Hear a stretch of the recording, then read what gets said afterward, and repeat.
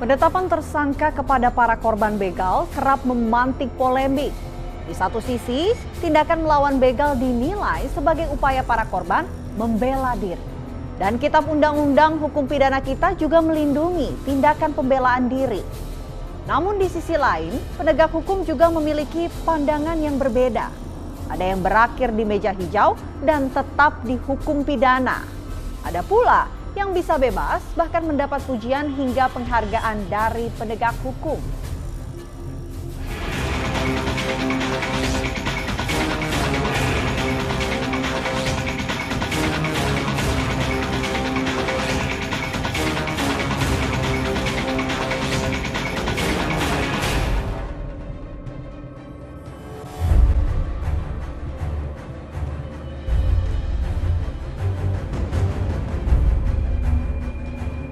Polemik kasus korban begal yang justru jadi tersangka memang bukan pertama kali ini terjadi. Beberapa kasus telah menyeruak sebelumnya dan selalu menjadi perhatian publik. Pada Desember tahun 2021 lalu, di Deli Serdang, Sumatera Utara, terjadi kasus yang serupa. Seorang pemuda bernama Dedi Irwanto tak menyangka bila upayanya membela diri dari para pembegal justru mengantarkannya menjadi tersangka. Dedi melakukan perlawanan saat dipepet 4 kawanan begal yang ingin merampas telepon genggamnya. Dedi pun mengejar para pelaku yang mencoba kabur. Dan ketika salah satu begal itu jatuh, ia langsung menikamkan pisau ke si begal hingga tewas.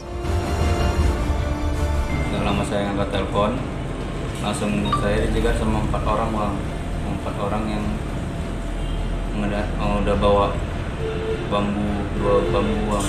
Jadi saya langsung didatangi orang-orang itu, saya langsung didorong, saya langsung dipukul. Saya ingin mengambil lagi HP saya di situ bang. Jadi saya tahan 1 orang. Waktu saya tahan itu mereka tetap mukulin temannya bang. Sampai akhirnya kami terjatuh dan 3 orangnya lagi kabur meninggalkan kami berdua di situ bang. Di situ kami berduel bang, dan saya punya senjata tajam di situ bang. Di situ saya bunuh dia bang.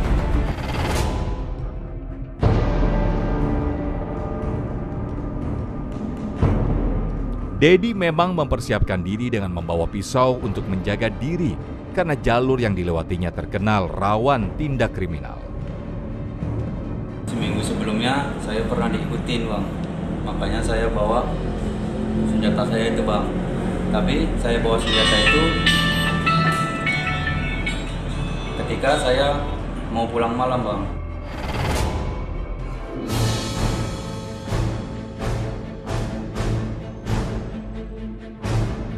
Sadar dirinya bakal diburu petugas, Dedi memilih cepat-cepat kabur ke wilayah Riau sebelum akhirnya Dedi menyerahkan diri ke pihak berwajib.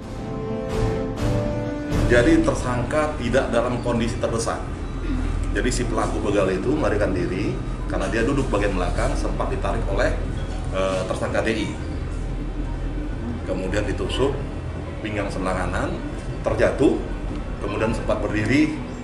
Terjadi penusukan 3 kali ke arah dada.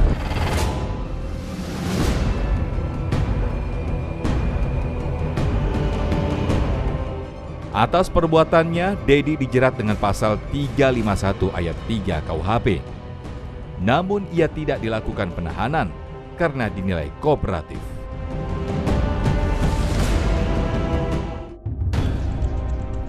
Pada tahun 2019 di Kabupaten Malang, Jawa Timur, seorang begal juga tewas di tangan korbannya.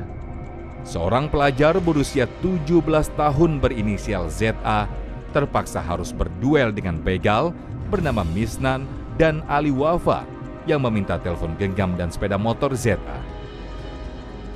ZA lantas meminta agar kendaraannya tak turut dibawa oleh kawanan begal. Di tengah upaya negosiasi, salah seorang begal justru meminta V, pacar ZA, agar mau melayani nafsu bejat kawanan begal. ZA yang terpancing emosi untuk melindungi kekasihnya, lantas mengambil pisau yang tersimpan di bawah jok motor dan menikam si begal. Meskipun pembunuhan ini ada motif pembelaan, polisi tetap memproses sesuai hukum yang berlaku.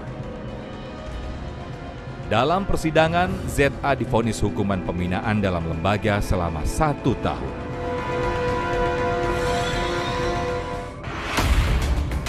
Berbeda lagi kasus pembegalan yang dialami Muhammad Irfan di Bekasi, Jawa Barat pada Mei 2018 silam. Saat berada di sebuah jembatan layang bersama saudaranya untuk berfoto, mereka dihampiri 2 pelaku begal. Pelaku mengeluarkan celurit dari balik jaket dan meminta telepon genggam keduanya sambil mengancam. Irfan pun melakukan perlawanan. Duel terjadi. Irfan merebut senjata pelaku dan menyerang balik sambil meminta HP dikembalikan. Salah satu pelaku begal tewas akibat luka sabetan celurit dan satu lagi mengalami luka parah.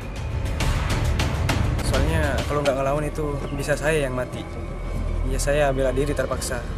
Soalnya kalau itu berenggut kematian soalnya kalau nggak dilawan. Sebelumnya emang punya ilmu bela diri atau gimana? Ya pernah belajar di pondok sana, di pondok pesantren. Berapa lama? Kurang lebih 1 tahun lah. Kurang lebih, tapi nggak setiap hari, cuman ikut aja gitu.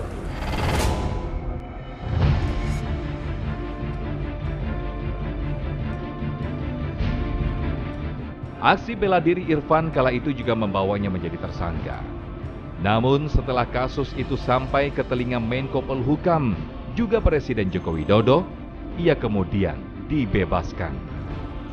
Tak hanya status tersangka dicabut, Irfan juga mendapat penghargaan karena keberaniannya melawan begal.